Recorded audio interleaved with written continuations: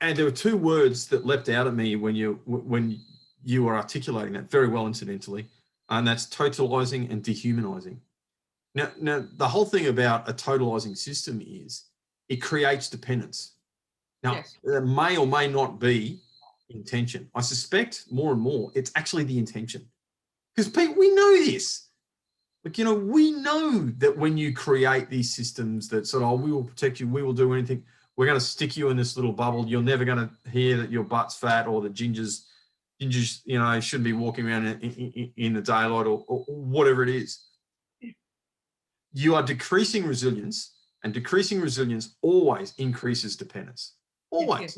Yes. And increases dependence on the system. So I'd really like your take on, and I want to discuss dehumanizing.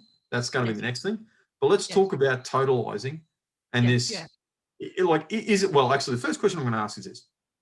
People kind of say to me, like when I'm discussing this, I go, look, we're heading towards totality. You understand this is a totalizing system, don't you?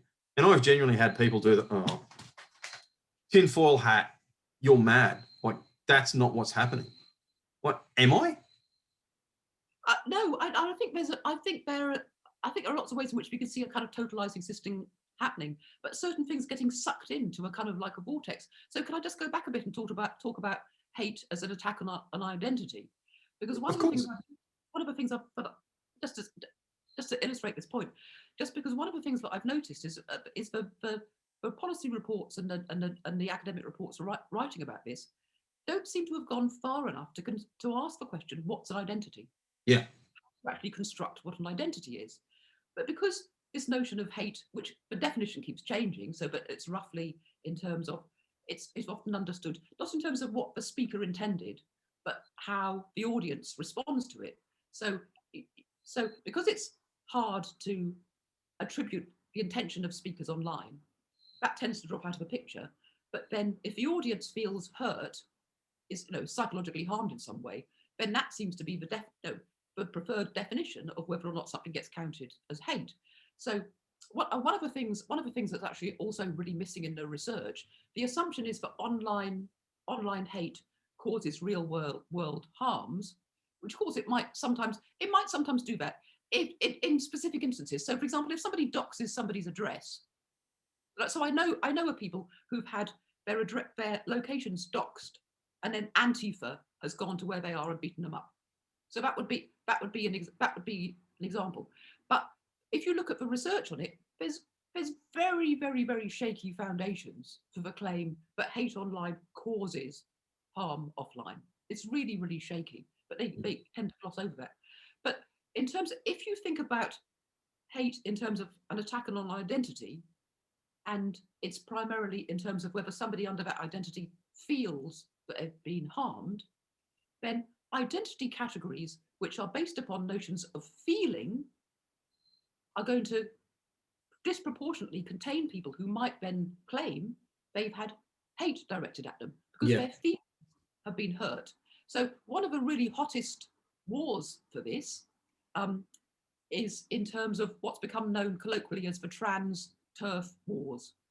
Now, in terms of this, I'm only talking about the trans activists. I'm not talking about people who just want to, do whatever they want with their bodies and live their lives. I'm talking about how it comes into the people who've put themselves forward as activists on behalf of transgender people, who would think that, say, I'm going to talk about women, not just because I am a woman, because it all seems to come out in terms of women.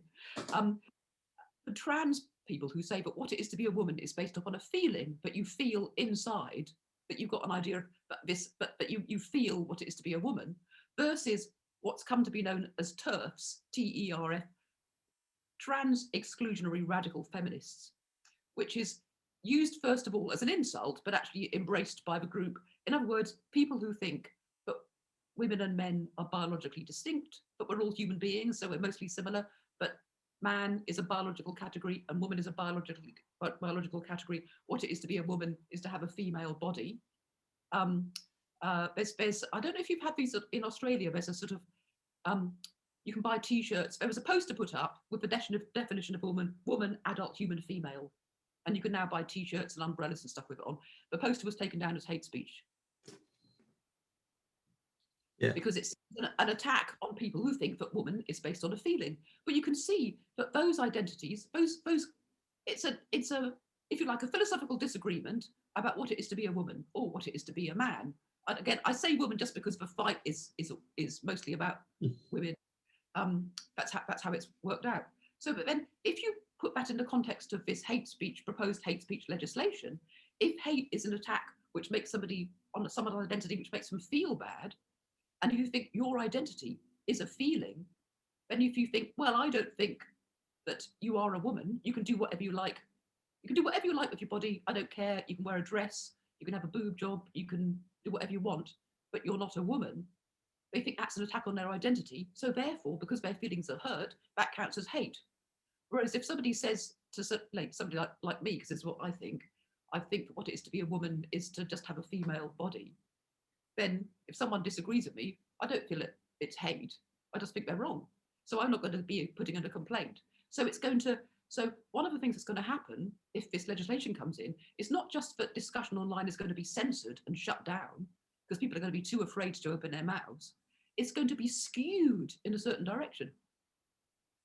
So in terms of totalizing systems, so it's going to be accelerating social change, so it's capturing everything. So yeah. I yes, yeah. Yeah, it's no longer, well, not so much the tool is controlling the debate, but the people who are really good at controlling the tool. Yes. Because like you said, there's this idea that algorithms are impartial because they're a thing. Well, yeah. No, they're not. They're trained by humans. Yeah. Well, partly because they're trained by humans, but also they're used by humans. You could use them as a kind of like rough and ready way of finding various things out.